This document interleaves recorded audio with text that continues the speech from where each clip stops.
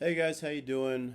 Manny, Emmanuel, and I just wanted to share some stuff with you. The culmination of my work here, and give you guys the ultimately what I set out to do here with the return calendar. It's not just a calendar. This is my testimony of how God took me from being a chef to deciding to share with me how the solar system was actually just put together. I mean, I was able to teach myself geometry and physical principles that I honestly had no idea that I'd ever even be interested in. And I'm going to share that with you guys today so you can see everything, not just in a faith based, asking you to accept God blindly by faith, but that hopefully you can see the organized nature of everything through the math and physical principles that are outlined inside the paper here. So here we go. So this here is just the abstract, and I'm actually reading directly from my notes.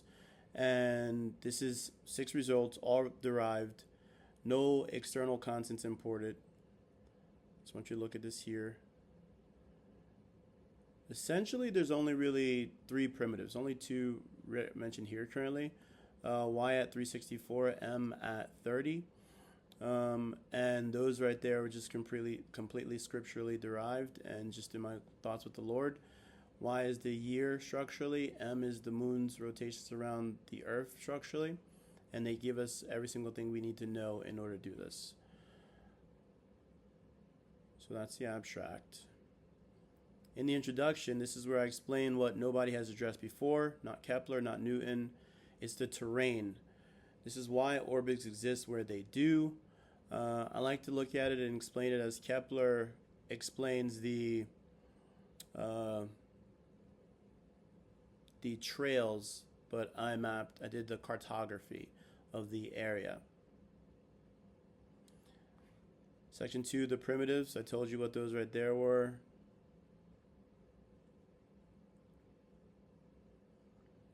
So this was actually really interesting.